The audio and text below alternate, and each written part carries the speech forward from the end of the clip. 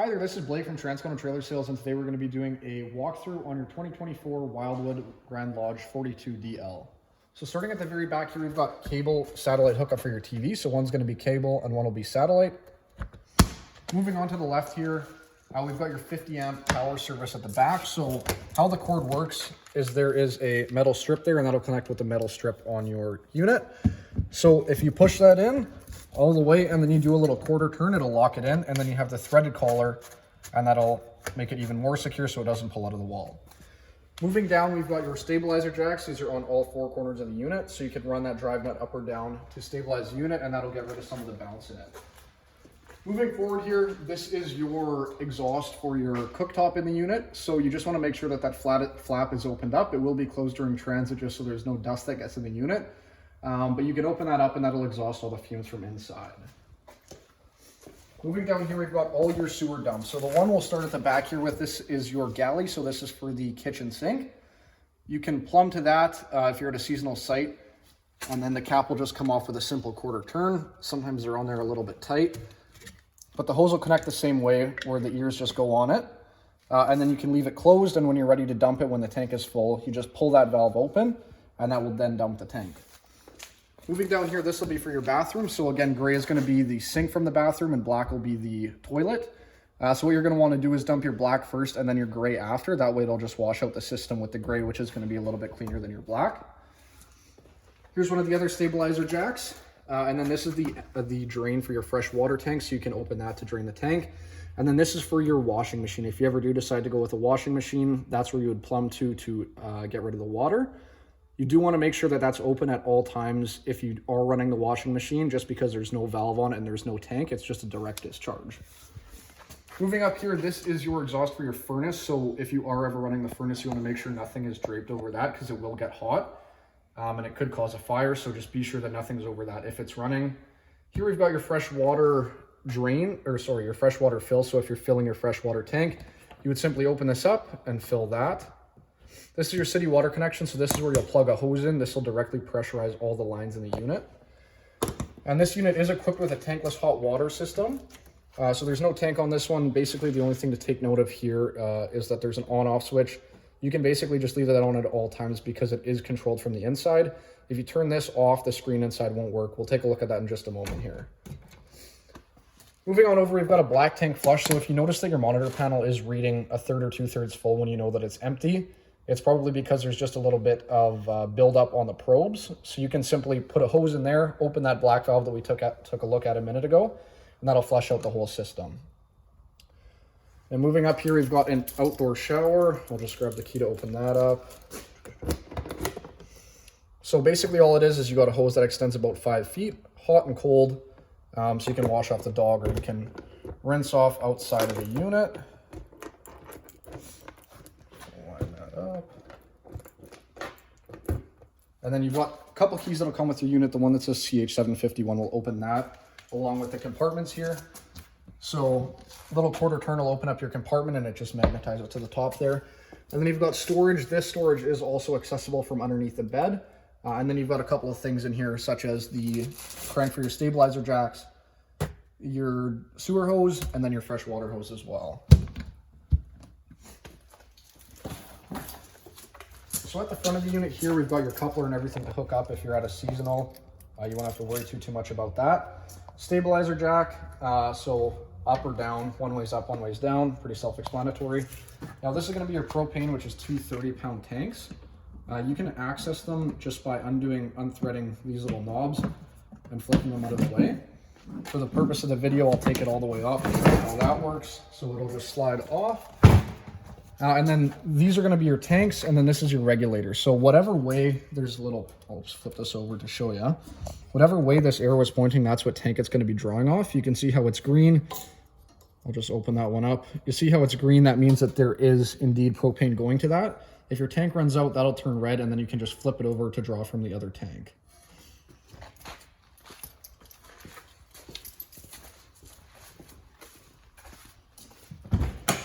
Now we'll actually go inside of the unit here. So your steps fold up and fold out of the unit so they go in and out very easily there. I'm gonna go to some of the controls here first. So here you've just got your light switches. So that'll turn it on. And then here we have your cable hookup or your satellite. And then you can click on when that little green light is illuminated. That means the satellite is in function. This unit is also equipped with a versatile bed. So you can go up or down and that'll basically raise the bed. One thing to take note of is that you just don't want to be sitting or laying on the bed while that's in function. So if you're going to go up or down, make sure you're off the bed. This is the thermostat here. So you can adjust the, well, to turn it on, you just click the bottom button. So it's off right now. You can go to fan low. That'll basically turn the fan on low speed. Fan high is fan on high speed. And then cool is actually going to use the AC, like the compressor. Cool low, so low fan with the cool setting. Cool low auto, so that'll come on and off as needed. Cool with the fan on high and auto, so again, the compressor will kick on and off as needed. And then off. There'll be the furnace control on the front one, which we'll take a look at in just a moment. We'll go up front here and open up the slide so we can look at everything back here a little bit better.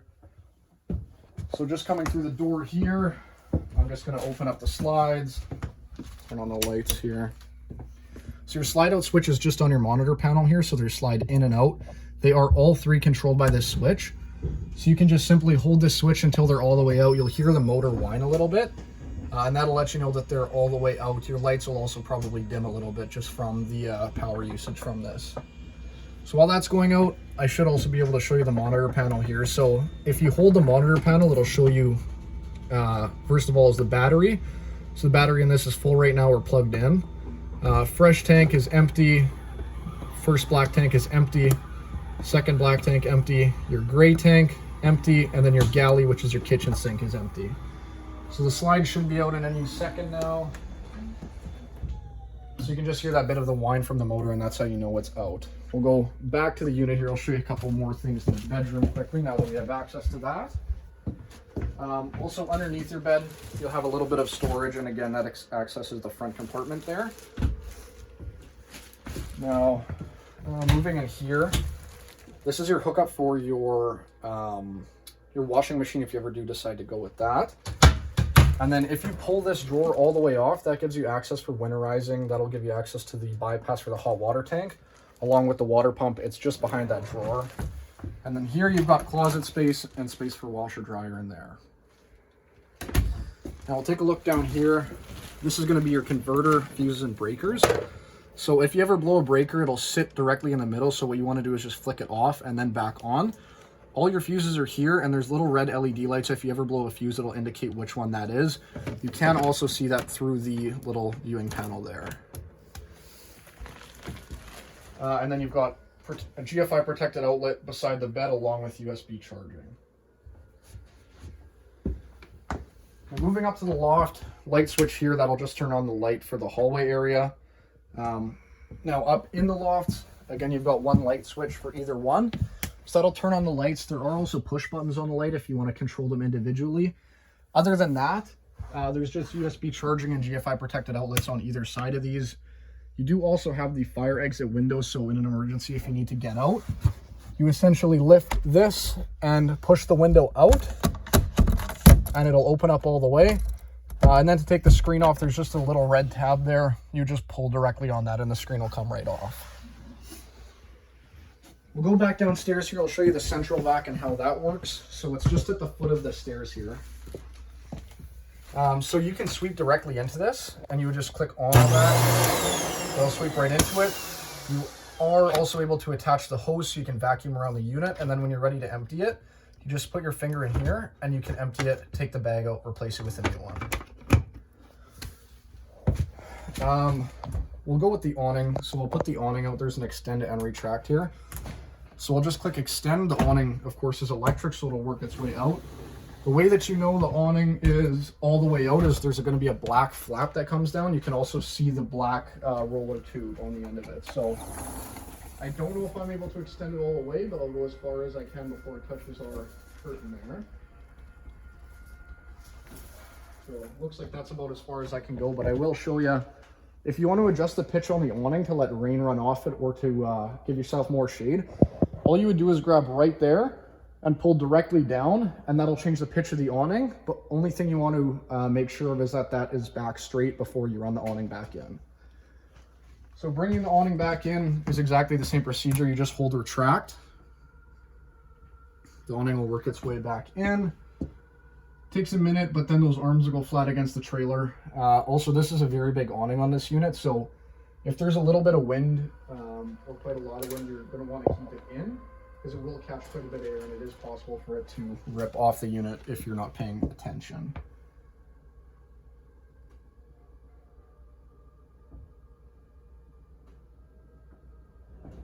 So it's back in now. The motor will stop working when it's there. So now going into the bathroom, there's going to be a light switch on your left-hand side there. Now you're also going to have your main GFI outlet there. So if there's an outlet in the unit that isn't working, you can just click test and then reset it. So you can test it and then reset, and that'll reset the outlets in the unit if there's one that is not working. Sink, of course, you've got hot and cold there. And then I'll show you here. There is a switch to turn on and off the exhaust fan, and there's a vent open. So if you hold that, the vent will open or it'll close, and that's directly connected to outside. Now going to the hot water tank, like I said, this one is a tankless system. So to turn it on, all you do is click the on, and then you can change the temperature of how hot you want the water to get. You can also change it between Fahrenheit and Celsius. So you can make the water as hot as you'd like, and then you'll have basically infinite hot water at your tap. Sometimes, or your tap and your shower, it will take sometimes a minute to get hot just because the cold water has to travel through the lines before it's hot. But yeah, you'll have basically infinite hot water, unlike the tank systems. Shower is just on the left-hand side here. Of course, hot and cold, left and right. And then you do have different settings on the shower just by spinning the head in there. And you can also take the shower head off the wall. Other than that, a little bit of storage, nothing really else to take note of. The toilet is a foot flush, so all you'll do is just press there when you're done using it. You can also press it halfway down to get some water in the bowl.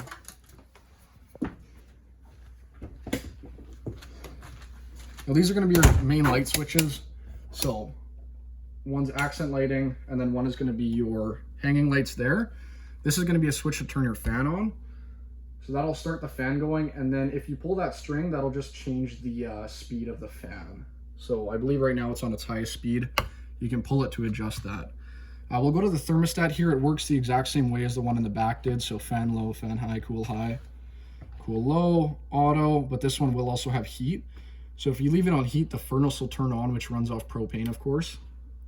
And then you can adjust your temperature. That will be ducted through the floor, through all your floor vents and those little black ones like we have in the bedroom there. And then the next setting will just be off. Just take note that the furnace will run for 30 seconds or so just to cool itself down after you turn it off. So when you turn it off and it keeps running, just know that that's normal. It will shut itself off shortly thereafter. Moving down here, we've got your LP detector. These only need to be replaced every 5 years or so, but if you ever have a propane leak in the unit, propane will sit on the ground since it's heavier than air, so that will start chirping. You can also test it by holding that. So you can hear that it chirps there. That's what it'll sound like if you ever do have an alarm or a problem. So. Now moving to your control panel here. Again, we had the slide out switch, which we talked about earlier. This is the ceiling light, so this won't do anything when I turn it on initially because they're all on a dimmer switch. So if I just hit that once, all the lights, the main lights in the unit will go on. And if I put my finger over top of that sensor and hold it, you'll see that the lights will dim and then they'll go back up. So however dim or bright you want them, just take your finger off and you can dim the lights that way. Outside speaker, all this is going to do is turn on the lights on your outside speaker because they do have lights in them. That light switch, oh, that's your awning light, sorry. So that's going to be the LED strip underneath the awning. And then this is to turn your water pump on. Turn that on and your water pump will draw from your freshwater tank. If you're at a seasonal, you're probably going to be connected to city water connection, so not something that you're going to have to worry much about. GFI protected outlet, storage. This is a 110 fridge, so you're going to have a travel latch on it upon delivery. That is just so the doors don't swing open in transit. So that's just Velcro straps. And then this is a pretty standard household type fridge. You can adjust things at the top there. And then you've got the freezer at the bottom. So lots of room in there. And then, like I say, these are just here for travel. I'll put those back on after the video. Now you've got storage underneath here. And then that is just a valve to, oh yeah, so that's a valve for the ice maker. So that's for winterizing purposes. So when you're winterizing it, you're going to want to pump antifreeze through there. Moving over here, this is going to be a microwave that's basically exactly the same as your house. It's got a light, and then it's got vent, like a fan, so you're going to want that on when you're cooking in here just to exhaust the propane. Just remember that you want to push that flap out on the side of the unit so that it exhausts correctly. Now this is a really nice cooktop they have here. All you're going to do to light it is you basically push in and then hold it on high, and it'll light, and then you can adjust the temperature. It works exactly the same for all of them. And then your oven works almost the exact same as well. So the oven is in the middle there. So you're going to want to hold it on the light for a little while. And if you look in the oven, you can see it actually lighting. You see it sparking. Sometimes it takes 30 seconds to a minute for the oven to light. So I just saw it go. Oh, I took my hand off it too quickly. But it'll spark, and then the pilot light will go. And then you can then adjust your temperature to make it however hot or cold you want. And you can see the flame going at the bottom there, obviously meaning that it's running. And then you just shut it to the middle position to turn it off. Panel light here if you're cooking at night and you want to be able to see the knobs. And then that's, of course, just a switch for the oven light. Underneath here, we've also got some more lighting. So those are just controlled by push button there. And then, of course, you've got storage in the pantry there. On the island here, you've got the large farm-style sink. This will swivel, and you can move the head independently. You also do have a rack here that'll sit across the sink. That's good for drying dishes, or you could put a cutting board on it for more working area. And moving on to the back here, we've got a sound bar. So this sound bar works essentially just by the power button there. It'll turn on. I might have to hold it. Oh no, there you go. So turn on. You can adjust their different modes just by clicking the mode button. So right now it's on FM radio. You can do an auxiliary in. You can have it connected to the TV, DVD player. You can Bluetooth to your phone. There's typically a pin with it, which is always 0000. You can do basic radio like we had before. And then there's zone 1, which is going to be just inside here. And then zone 2 is outside. You can see them illuminated there. You can have them both running simultaneously, or you can have just outside or just inside, whatever you'd like. And then to turn it off, you just hit that button again, and it'll say goodbye to you. A little bit of accent lighting under the fireplace there, which we'll talk about now. So on the fireplace, the on switch is just on the left-hand side there. So that'll turn it on. And then you can adjust the light. So right now it's orange and blue. You can change it to blue, white. You can change it to all sorts of different colors. So as I have it right now, it's just the light. But if I touch the temperature switch, it'll actually be used as an electric heater as well. So these work really good if it's not too cold out and you just want to take the chill out of the air. You can go low, you can go high, or you can have no temperature at all. You can also put this on a timer for as long as you want, so up to 8 hours. So I can have it running for, say, 2 or 3 hours and I'm going to sleep, and then it'll shut itself off based on however much time you put on it. Couch at the back here is also a hide-a-bed, so you'd simply pull out on the bottom of that. It'll flip out and become a bed for extra people. And then the seating here is reclining. All you have to do is just pull the little black handle here and it'll recline. Put it back and you can push at the foot of it. Tables and chairs, pretty self-explanatory. They are secure during travel just so they don't jump around. They're just connected to a little eyelet here, and then they'll just undo simply with a little clip. They do also have storage underneath them as well, so if you pivot up at the back, there's storage there. Now these windows will also open. I always kind of refer to them like a school bus style window where you push the tabs towards each other and lift it up. So they can open all the way, they can also open halfway. And then when you're done with them, just push it back down, make sure it clicks into place there. This window will also open different way though. You'll flip the lever up towards you and then you'll slide it. You just want to make sure you close the clip after you're done. Lights on your slide here as well. Sorry, there's a switch in the middle here. So that's for the one and that's for the other. You can also control them with just the button on it. I believe that's about everything for the unit. Hope you enjoyed the walkthrough video. If you have any questions about it, please reach out to us and we'll be happy to help. 204-237-7272.